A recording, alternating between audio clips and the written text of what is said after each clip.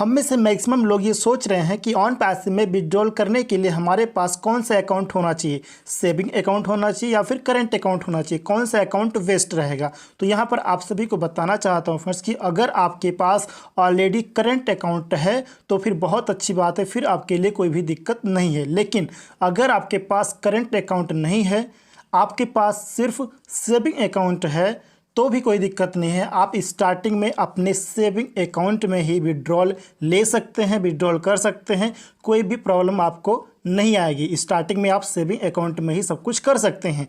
लेकिन अगर आपके पास बैंक अकाउंट ही नहीं है या फिर अगर आपके पास है भी तो आप एक न्यू अकाउंट ओपन करवाना चाहते हैं, तो यहाँ पर आप सभी को सजेशन देना चाहता हूँ कि अगर आप करेंट अकाउंट ओपन करवा सकते हैं, अगर आप करंट अकाउंट मैनेज कर सकते हैं तो आप स्टार्टिंग में करंट अकाउंट भी ओपन करवा सकते हैं, कोई दिक्कत नहीं है। लेकिन करंट अकाउंट को मैनेज करने के लिए थोड़ा सा मेंटेनेंस ज़्यादा लगता है।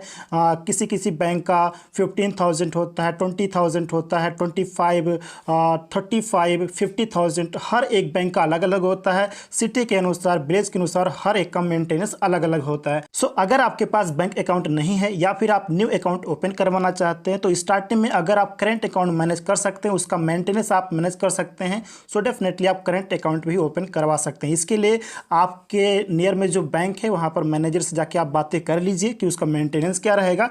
तो अगर आप मैनेज कर सकते हैं तो आप करंट अकाउंट भी ओपन करवा सकते हैं। अगर आप मैनेज नहीं कर पाते हैं तो आप स्टार्टिंग में, अगर आपके पास बैंक नहीं है तो आप सेविंग अकाउंट भी ओपन करवा सकते हैं, उसमें आप अपना विड्रॉल ले लीजिएगा, कोई भी प्रॉब्लम आपको नहीं आएगी फ्रेंड्स। सो अगर स्टार्टिंग में आप सेविंग अकाउंट में अपना विड्रॉल लेते हैं, सो विड्रॉल स्टार्ट होने के बाद कुछ महीनों बाद या फिर 1 साल के बाद, 2 साल बाद, 3 साल बाद, जब भी, मैं एक एग्जांपल आपको दे रहा हूं, जब भी आपके अकाउंट में ट्रांजैक्शंस ज़्यादा होने लग जाए, मीन्स पैसों का लेन देन ज़्यादा होने लग जाए, विड्रॉल, डिपॉजिट, ये सब कुछ जब ज़्यादा होने लग जाए, जब आपको लगे कि आपके अकाउंट में ट्रांजेक्शन ज़्यादा हो रहा है तो यहाँ पर आपको करेंट अकाउंट ओपन करवाने की ज़रूरत पड़ेगी फ्रेंड्स। करेंट अकाउंट यहाँ पर अच्छा रहता है। अगर आपके अकाउंट में ट्रांजैक्शंस ज़्यादा हो रहे हैं तो यहाँ पर करंट अकाउंट ही वेस्ट होता है। तो जब भी आपके अकाउंट में ट्रांजैक्शन ज़्यादा होने लग जाए तो यहाँ पर अपने बैंक में जाके बातें कर सकते हैं, मैनेजर से, अपने सीए से आप बातें कर सकते हैं, या फिर आने वाले टाइम में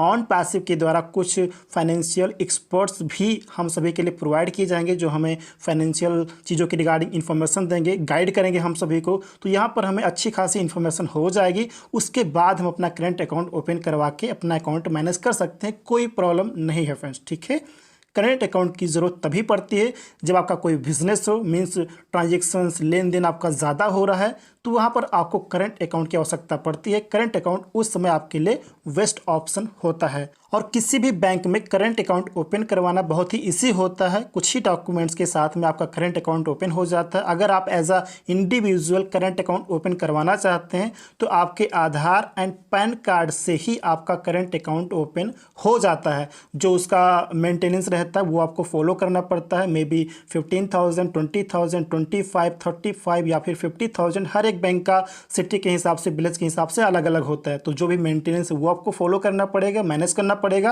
एंड जो भी उसका रूल एंड रेगुलेशन है वो आपको फॉलो करना पड़ेगा। बहुत ही इजी होता है, कोई भी प्रॉब्लम नहीं है। सो अकाउंट्स की रिगार्डिंग मैंने सारी चीज़ें एक्सप्लेन कर दी है। आई होप ये पॉइंट आप सभी को अच्छे से समझ में आ गया होगा। वीडियो इन्फॉर्मेटिव लगी तो वीडियो को लाइक, शेयर एंड चैनल को सब्सक्राइब ज़रूर कर लीजिएगा।